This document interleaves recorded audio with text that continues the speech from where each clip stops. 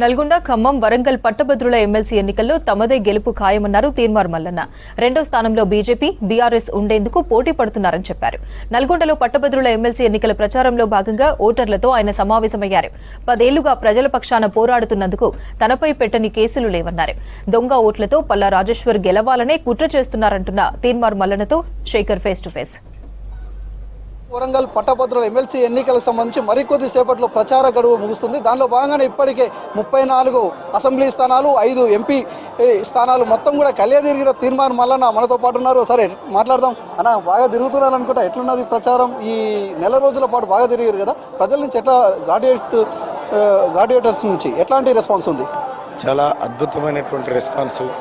ఎక్కడికి పోయినా ప్రజలు తీన్మార్ మల్లన్నకు అన్యాయం జరిగిందనేటువంటి ఒక మాట చెప్తా ఉన్నారు. తీన్మార్ మల్లన్న ప్రజల కోసం కొట్లాడినటువంటి వ్యక్తి. తీన్మార్ మల్లన్న ప్రశ్నించగలిగిండు. ఈ రాష్ట్రంలో ప్రశ్న అనేటువంటి పదానికి పర్యాయపదంగా నిలిచిండు తీన్మార్ మల్లన్న. తీన్మార్ మల్లన్న మా అభ్యర్థిగా ఉండడం వల్ల మాకు మంచి జరుగుతుంది అనేది ప్రజలు పట్టభద్రుల అభిప్రాయం. ఇంక్లూడింగ్ టీఆర్ఎస్, బీఆర్ఎస్ పార్టీలో ఉన్నటువంటి నాయకులు కూడా మల్లన్న ఉంటేనే బెటర్ మా అభ్యర్థుల కంటే అనేటువంటి ఒక అభిప్రాయానికి వచ్చారు. వాళ్ళందరికీ ధన్యవాదాలు తెలియజేస్తాను. దాదాపు 4,60,000 పైచిలకు ఓటర్లు ఉన్నారు. వీళ్ళందరూ కూడా మ్యాక్సిమం కలుస్తున్నారు, వాళ్ళతో మాట్లాడుతున్నారు కదా.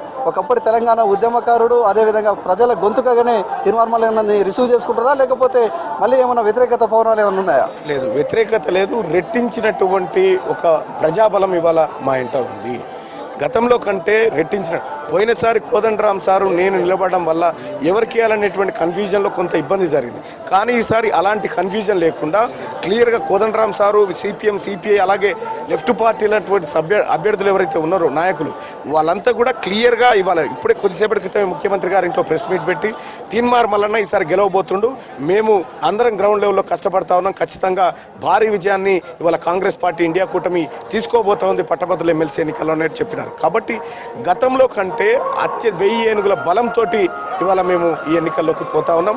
ముఖ్యంగా పట్టభద్రుల ఆశీస్సులతో పోతా ఉన్నాం. ఇండిపెండెంట్ అభ్యర్థిగానే మీరు తగ్గా పోరు ఇచ్చినారు.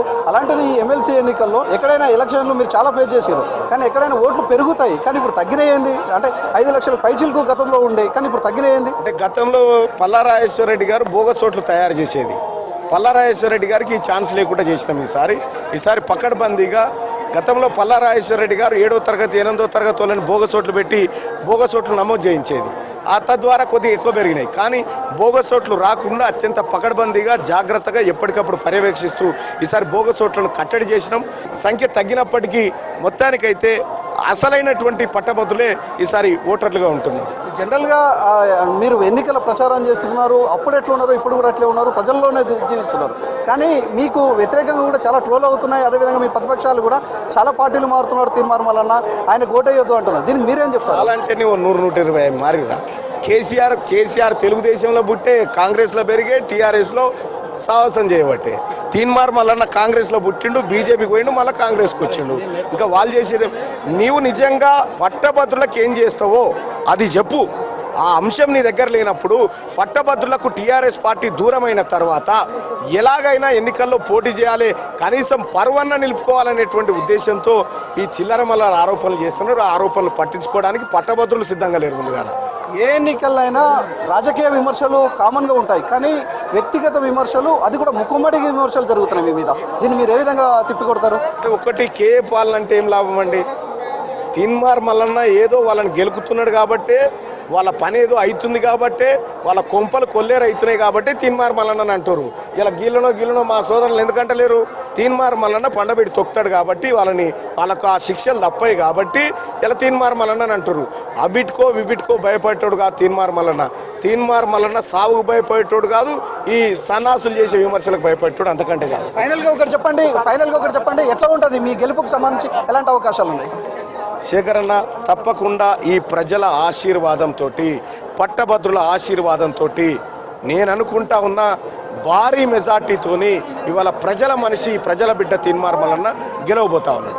ఇది గతం కంటే ఈసారి ఖచ్చితంగా కూడా మద్దతు ఎక్కువ ఉన్నది. ఖచ్చితంగా కూడా భారీ మెజార్టీతో తీన్మార్ మల్లన్న నల్గొండ, ఖమ్మం, వరంగల్ పట్టభద్రుల ఎమ్మెల్సీలో గెలిచి తీరుతాడని చాలా ధీమాగా చెప్తున్నాడు నవీన్. కెమెరా పర్సన్ రఘుతో శేఖర్, V6 న్యూస్, నల్గొండ జిల్లా.